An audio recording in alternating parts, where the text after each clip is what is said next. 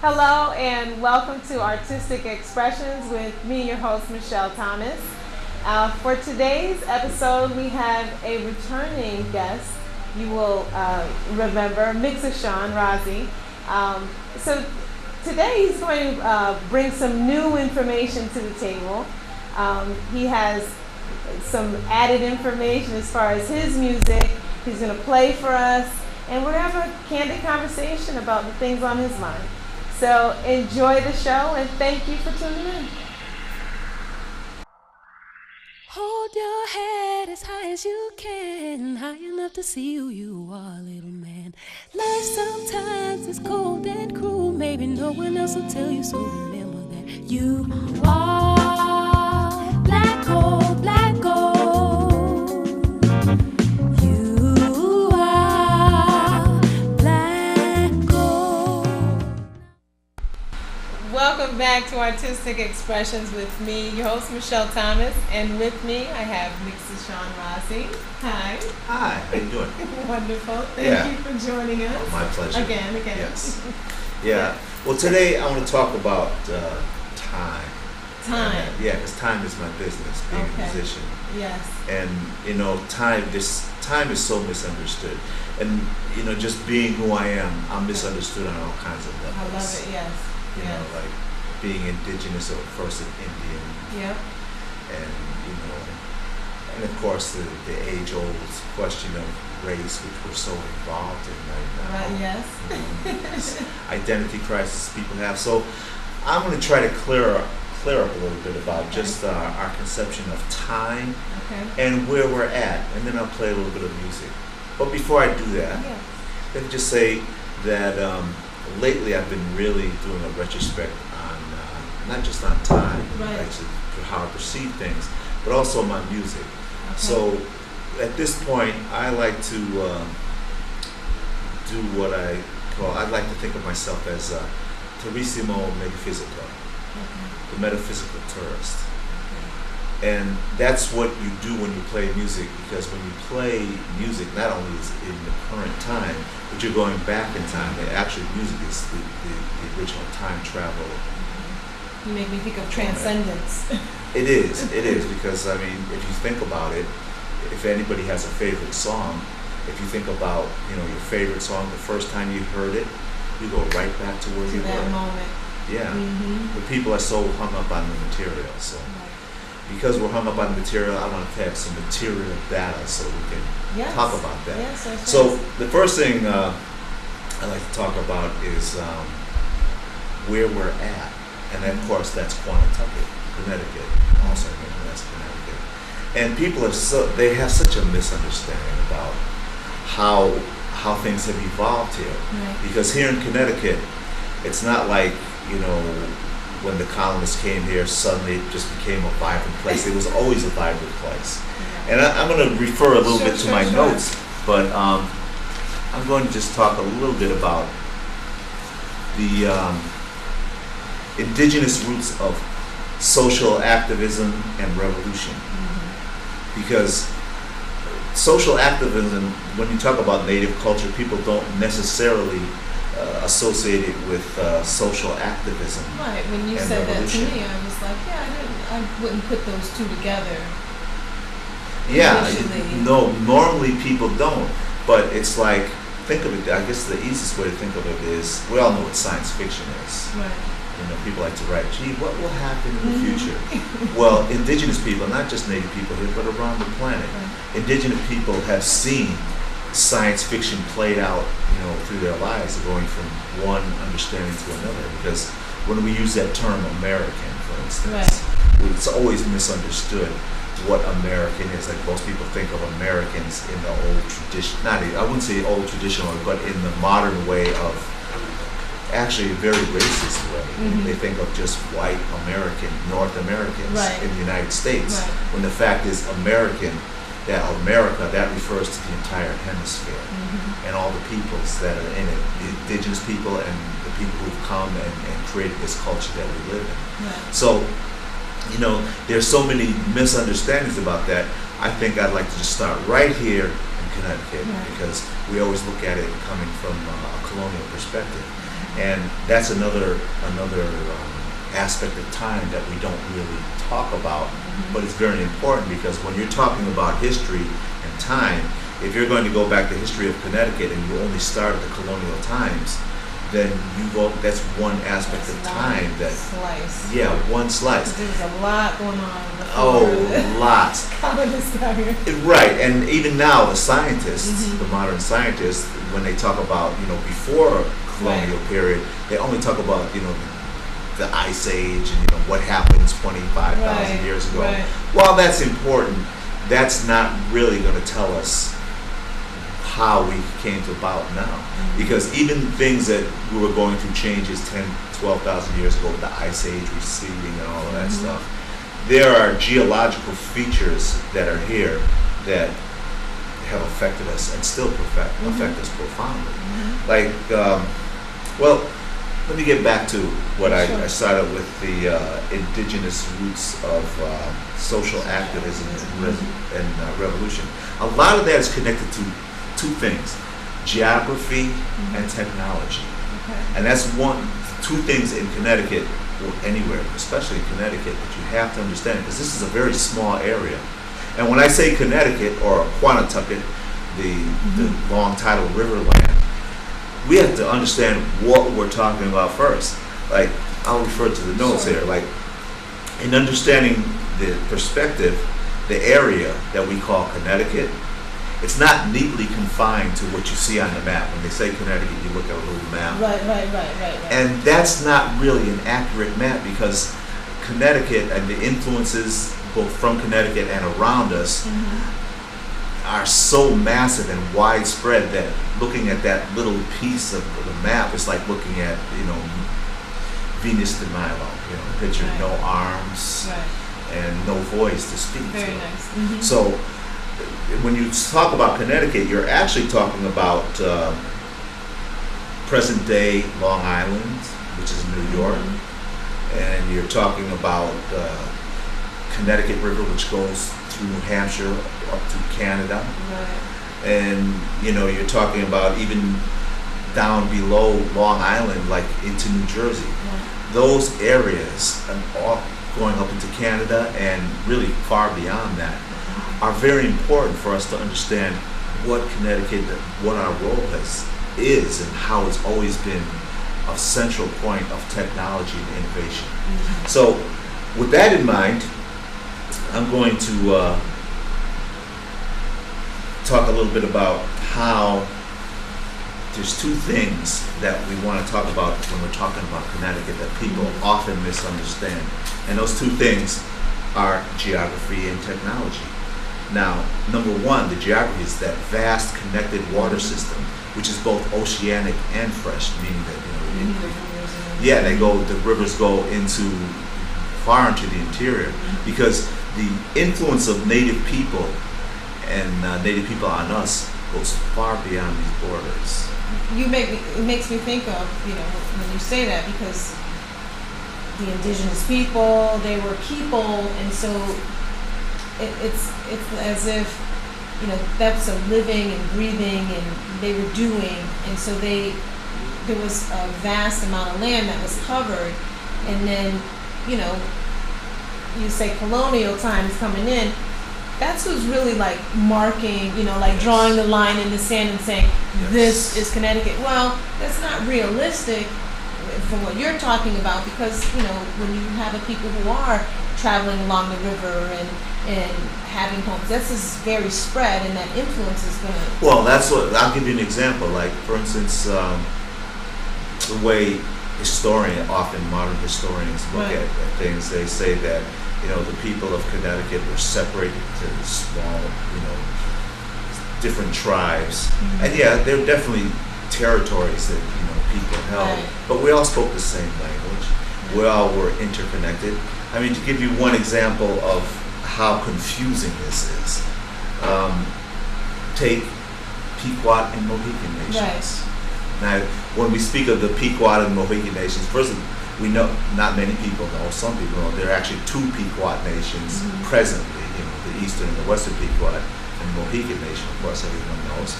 But what's interesting, the founder of the so-called Mohican nation, Uncas, was actually a Pequot. Okay.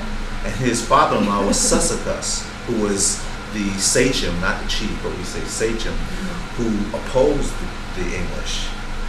And during the conflict between the English and the Pequots, there was Uncas actually, being the brother-in-law to son-in-law to Sussex, murdered his own father-in-law and presented his head to the English. Oh wow! Okay. So I mean, we really have to understand when we talk about colonial times, it's a very painful period. Yeah, the way that, because I mean, I work in the public school systems, multiple and I see, levels, and I see how that's why I'm taking the time to do this, because history is so layered with so many half-truths. I won't even say lies. Let's just say half-truths that are twisted. Yeah, they're twisted to follow this colonial dialogue. Right, it's to move the minds for a certain agenda and a certain mind frame. Right. Yes, and it has been working for hundreds. Well, I mean, speaking of that, I'm taking this time because it really upsets me, especially since I'm I work. Our vacation, one of our holidays has been taken away, and of course that was for Columbus, which it has another person, in deep controversy. Sure. The fact that we were celebrating a man who got lost and was actually today what the actions he did would actually be considered, crimes against humanity. Right. But so now that they don't honor Columbus on Columbus Day, they took the holiday away completely, which is, this is more an example of why we really have to look at history. It's extremely important. Now, getting back to Connecticut and the history, I'll give you another example of how widespread our influence is. There is the so-called Ojibwe people, or Anishinaabe, is the traditional way you say it. Now, in the present time, the Ojibwe people live in what's now Wisconsin and Minnesota, Canada. That's like the main body of it. But about 500 or 600 years ago, the Ojibwe lives right here. Okay. That's why even today, people who are studying and when I say studying Algonquin language, like the Ojibwe are Algonquin speaking people. Okay. Most of the majority of people who were indigenous people who lived in North America spoke Algonquin. It's true from the East Coast to there are pockets of Algonquin speaking people all to the West Coast, and Algonquin based languages that go all the way down to the Caribbean and reach into South America.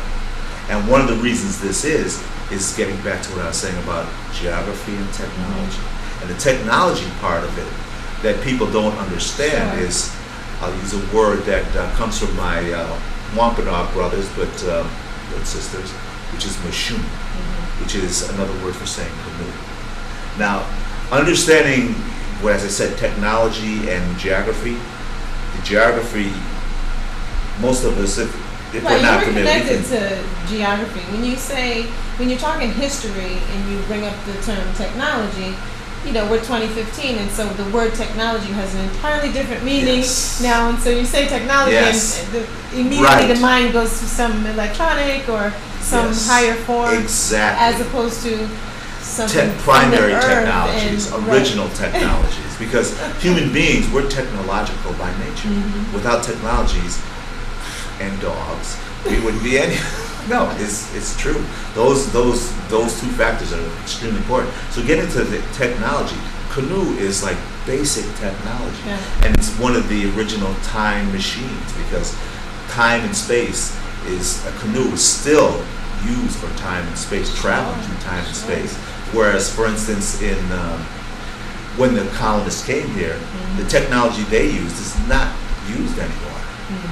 But canoe technology, the technology of building wigwams. It's that. still used. Right. You know, it might use different materials, but it's still used, and people are ignorant of this. And it's very important to regain that knowledge, not just for the descendants of indigenous people, but for everyone. Because these technologies allowed people to exist for thousands of years without all the pollution problems that we have today. Yeah. So getting back to that understanding, the canoe and how we were able to have Algonquin-based languages spread across North America, they were spread by the canoe. And people had connections that they would, and relationships that they would build with each other. Like, as I said, for instance, the Ojibwe people. You know, when I lived in Minnesota, I was taking a ride to the airport in a cab. I was talking to the cab driver. And it was funny because we started talking, and he says, "Oh yeah, I love the water, I love canoeing. I lived on Pequot Lake." I said, "Pequot Lake?" He says, "Yeah." I said, "In Minnesota?" He says, "Yeah, Pequot Lake." I said, "Oh, that's interesting. I didn't know there was a Pequot Lake." He says, "Yeah." And when I was a kid, they always taught us that it was named by the Pequot people. Right. Now, if you just looked at history the way that it's taught now, especially Native history, you know, they weren't taught that there's a connection between the Ojibwe. Yeah, and that's a very important connection. And those relationships. Now, there's a positive connection between the Algonquin-speaking people of Connecticut and the Ojibwe people in the Midwest. It's a very good connection that has always, for centuries, you know, it's been a lot of intermarriage and interaction that people have done. But now, I'll get onto the other side of that tip of geography and technology, how some of the relationships became violent and unnatural. Like, for instance, the violent relationship that evolved between Ojibwe people and Dakota people. Now, Dakota people, their language base is not Algonquin, and their cultural orientation is different than ours. Not radically, but there's a difference. Now, people always had, different territories. There's always going to be some strains. Give me a base though for Dakota.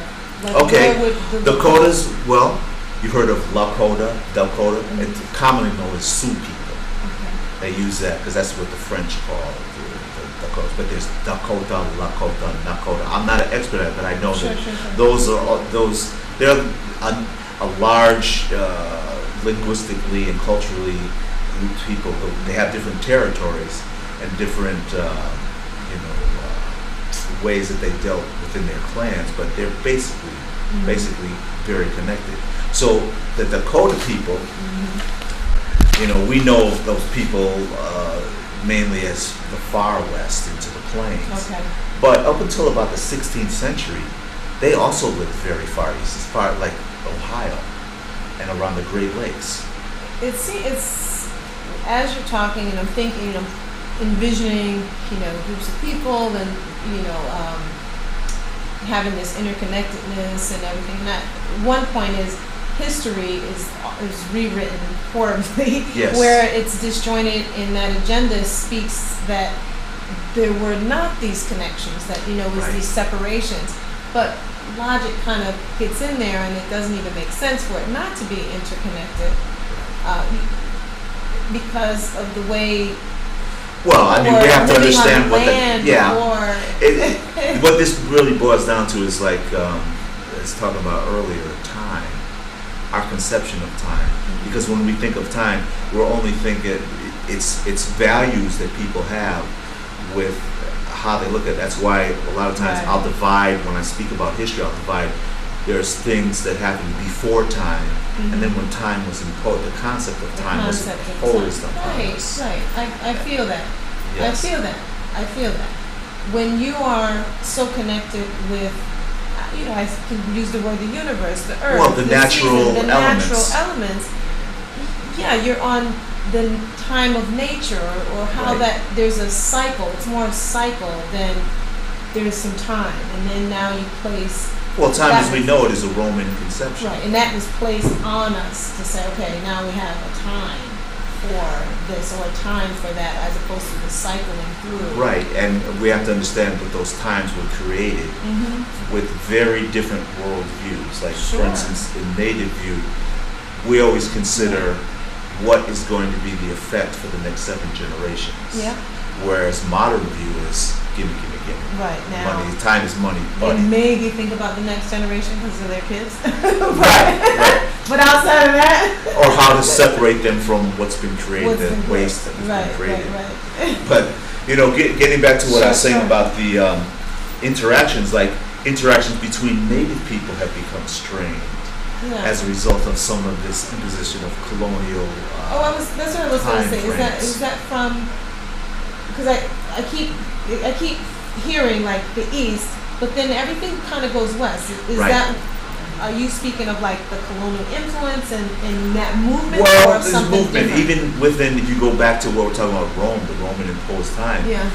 If we were really to study the history of Rome, yes, it started in Rome, which is present-day Italy, but Rome as we know it actually comes from what's known as Turkey today, in Istanbul or Constantinople. That was the main Roman, the empire in Rome, which it really started. Just like in the United States, everything shifts west because it was better that way. Right. Well, things were shifting east back in those days. And when Roman Empire made a re-emergence after they were sacked by the German tribes, it was the Eastern Empire that actually preserved a lot of that. And the same thing with the movement of West, West. A lot of the traditions that have been saved moved west. Okay. And what I was getting to is there a remnant in the East? There's still definitely remnants in the East, but a lot of the knowledge, cultural knowledge, has been kept. People move west, and there's more to go into it for that. But one thing I wanted to point is that I was getting to is within that movement of west, that westward movement, interaction between Native people started to break down. Like getting back to the Dakotas and the Ojibwe, two powerful groups of people. And they always had, their skirmishes, but they also had a lot of interaction, positive interaction. But as colonial influence came in, technology played a part again. Because the Ojibwe were closer to the colonialists, just physically closer. So they had treaties and alliances. Access to the fur trade was thing that really opened up the interior of the country. It was the fur trade, and as a result, the Ojibwe were very much part of the fur trade, just as the 5 nations began. But for this conversation, we're just talking about the Ojibwe, and because they were able to trade with the Europeans, they were able to get firearms and steel, and that gave them a technological edge over the Dakota. And as a result, from the last, from the 16th century on, there's a long history of like blood feuds and battles that go on between the Lakota and Dakota. Very much like the Pequots and the Mohicans in the historical time, because as I said earlier, Uncas, the founder of the Mohican Nation, started out as a Pequot. So it's very confusing how all these things happen. But one thing that ties it all together, if you can understand how colonial influence changed that picture, you can get a much better perspective on how history has evolved to what we're at today. Like, for instance, this conflict between Dakota and Lakota people can be seen today in Minneapolis, which still has large groups of both, large population of both peoples there. And there's still a lot of intermarriage. And the funny thing about it is, a lot of these people who are Lakota and Dakota often tend to be very revolutionary and radical people. Like, for instance, Leonard Peltier. He's been in prison since the 70s. He's one of the longest held political prisoners. He's still in prison. And he's an example of Dakota, Lakota, who just took that very radical take on life. And part of this goes back down to and how the history evolved, because like the American Indian movement, it was started in Minneapolis. Mm-hmm. And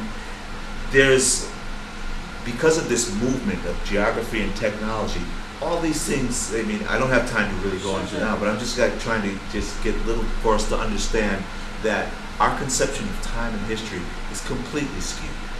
Yes, Completely skewed. Yeah. And the more we get into it, and that's why history has always been, something I've been interested in, because music and history are one and the same.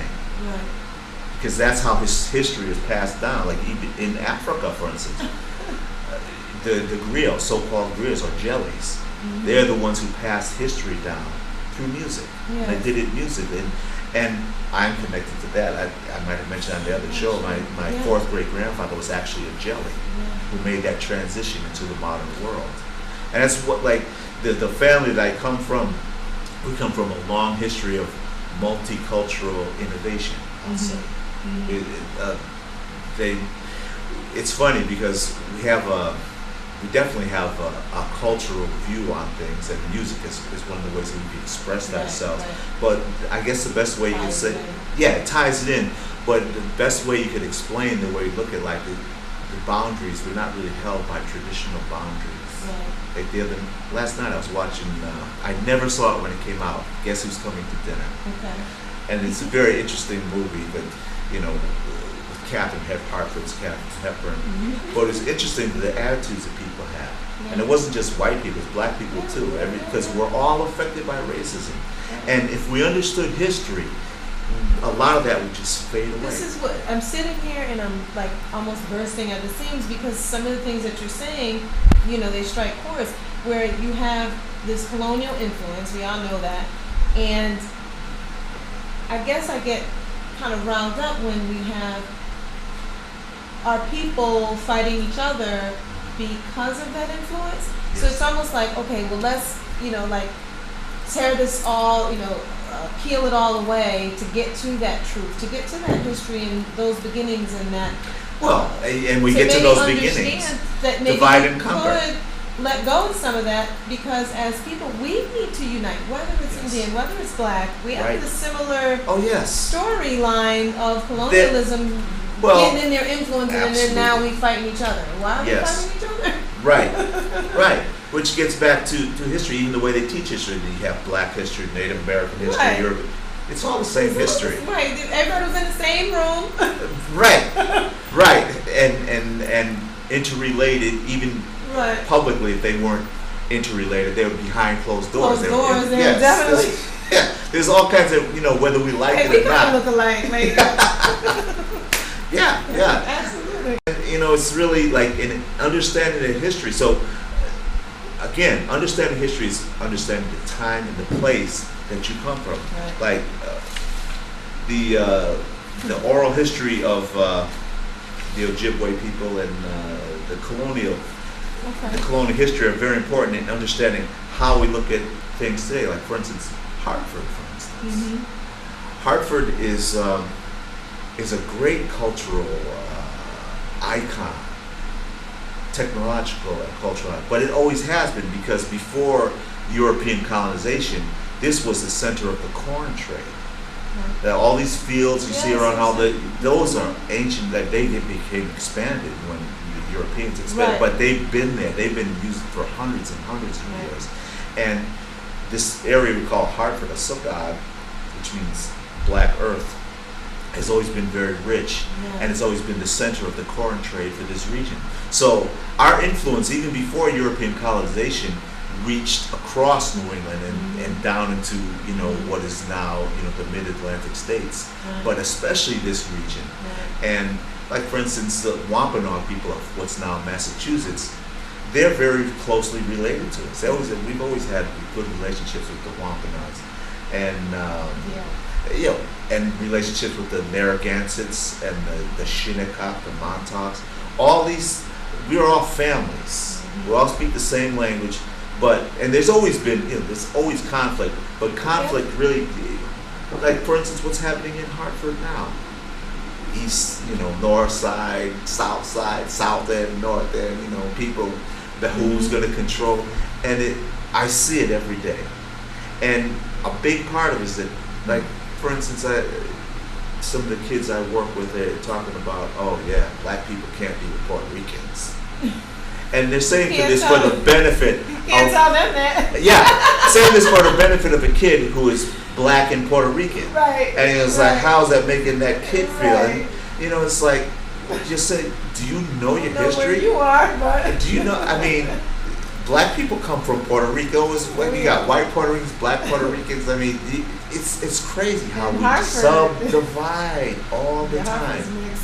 It's very, and it always has been. Yeah.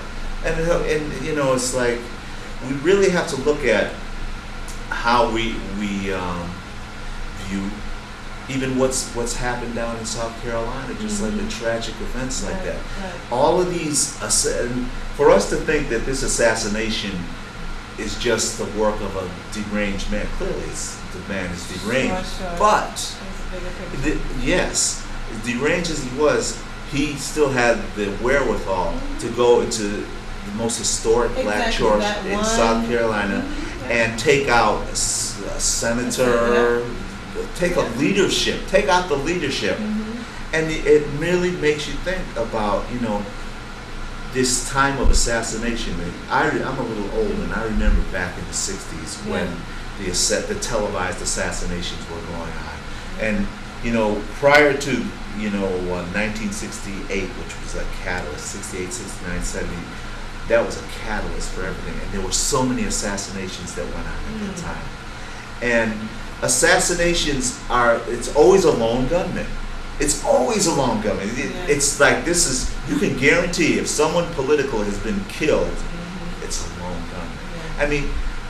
Even going back to President Lincoln, when Lincoln was assassinated, we know the history of how the Civil War was going, that the war was just going, continuing and continuing. The Confederates were losing, but they weren't going to give up. And the prospect of having a projected guerrilla war was very real, right into 1865. And then when the treaty was signed, when the surrender was signed, it almost makes me think, why is it that President Lincoln was assassinated immediately after the war? Right. And his vision of what the United States would become, Reconstruction, was radically opposed to what the Confederates would have never signed a surrender had they knew that they were going to have to actually adhere to those Reconstruction the Reconstruction as was projected at that point.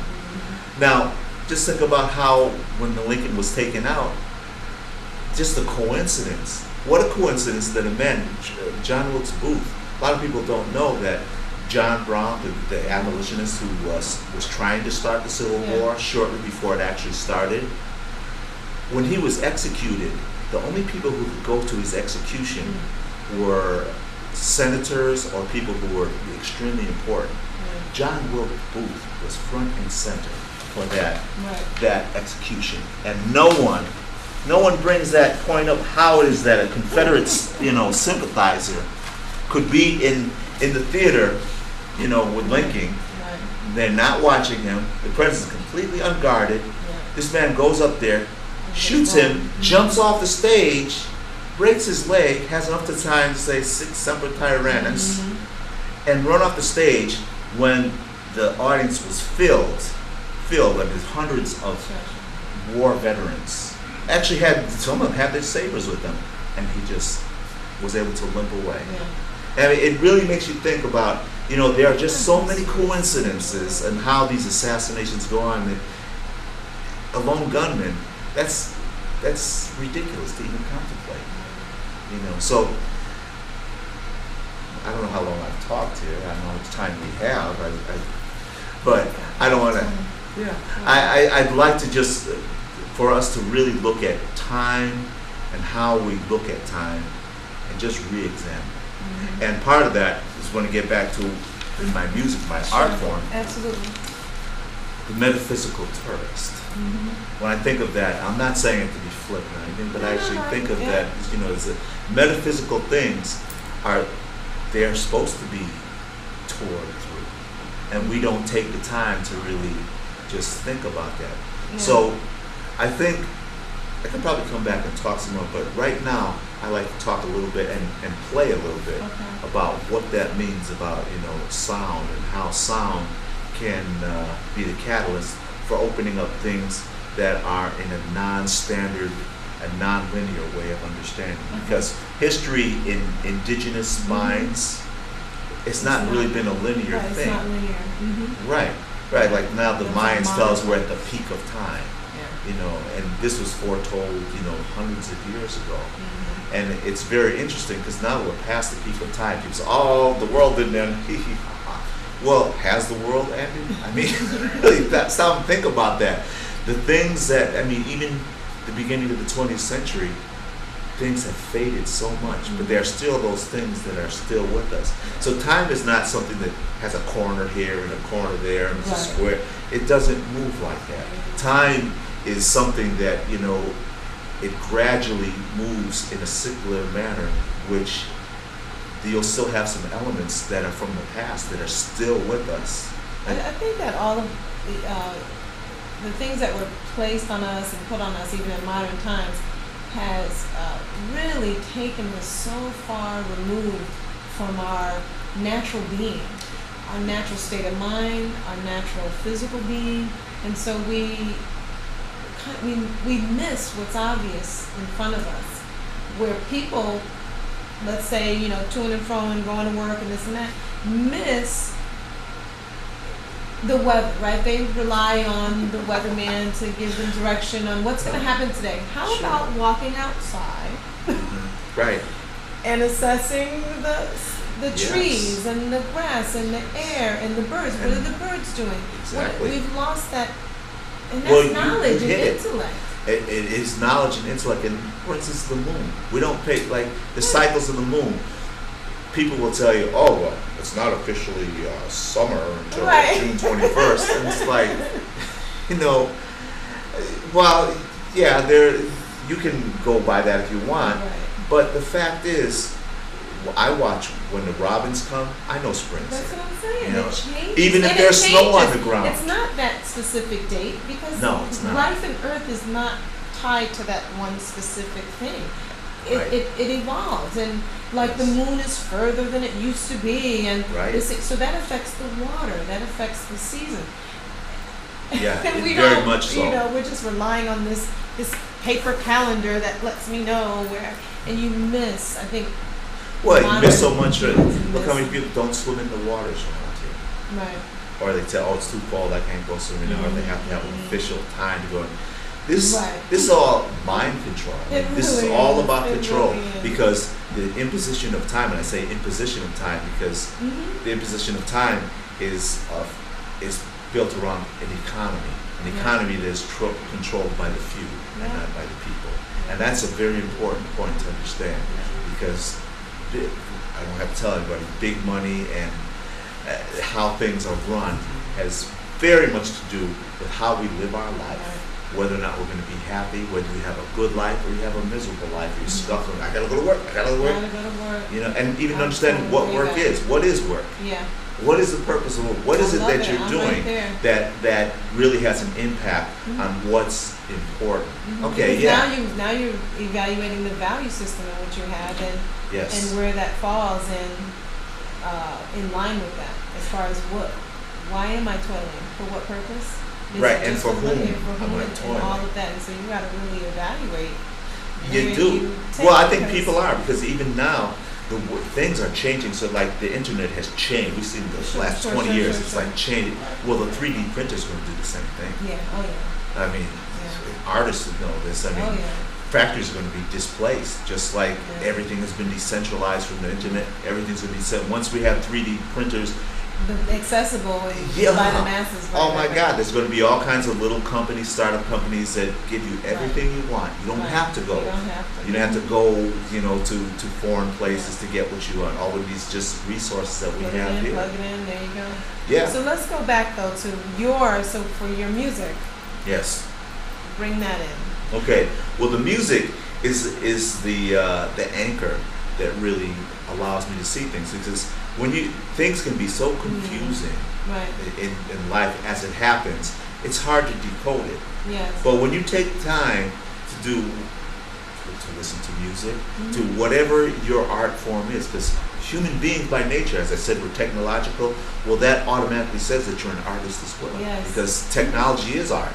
It just depends on how we use it, you know. And the way that I look at technology and art is form follows function. You know, people say art for art's sake. Well, yeah, that's all great, but the fact is, the art is following some kind of function, and if it's got a function, art just makes it all the more better. Because I mean, if you're not being beautiful, why should you live? You know what I mean? It's like, what are you doing here? You know, I've heard so many times people say, you know, that people really have a hard problem with looking at the non-material world. People get into huge arguments. This is we are. I mean, the material world. Right, but they have an issue with the non-material world. We're losing that connection. We're losing that ability. People are losing that. I mean, but there are pockets, though. I say that, but then there are pockets. You have pockets of people who are into the metaphysical and who are into. Well, there's pockets all around. I mean, the world.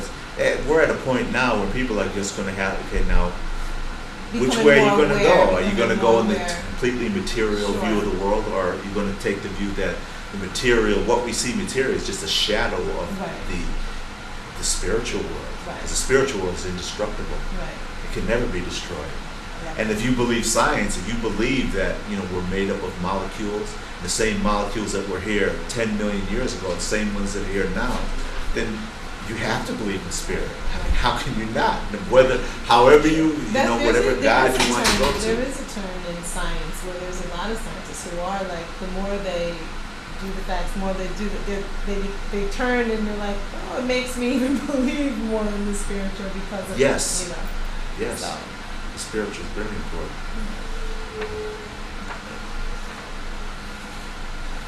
Yeah, so you had some message? Yes, so we gotta hear you play. That's what I was getting ready to say. Right. Yeah. Well, I'm gonna get out my saxophone and do a slight overture of the 20th century, because lately that's what I've been thinking about. Because even though that I'm a product of the 20th. I was born in the middle of the 20th century, so I can't help it. Here I am. Right. But the 21st century, even though we're in the 21st century, so many elements of the 20th century are still with us deeply. And it really makes you think about what are those elements of the 20th century that are eternal, that even though they might be shaped by the 20th century, but they go much further back. And finding those barometers, those anchors, those keys, helps you understand the time as it evolves now in the present. I love it. And it's not linear, and it's full. It can't be linear. I mean, absolutely. You can make it linear if that's how you want to look at it, but you will in turn be linear. Right. Okay, I'm ready. Okay, let's do it.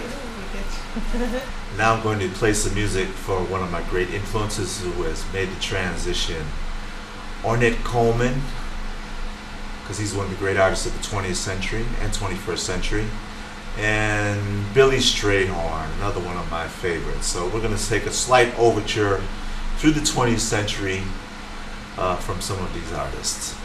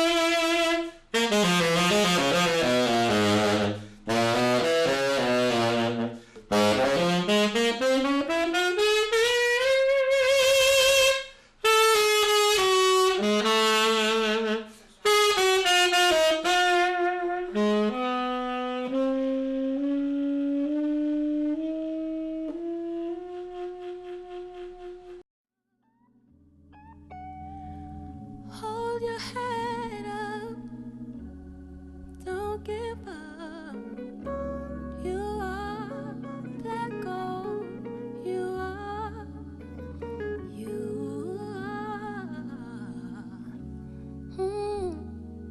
black gold.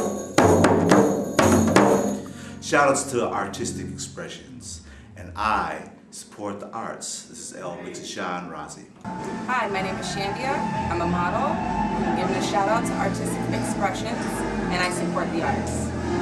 Hi, I'm Brady McGuire. I'm a painter. Shout out to Artistic Expressions, and I support the arts. What's up, y'all? This is Joe Young, writer, cartoonist, film producer. Shout out to Artistic Expression, and I support the arts. Peace.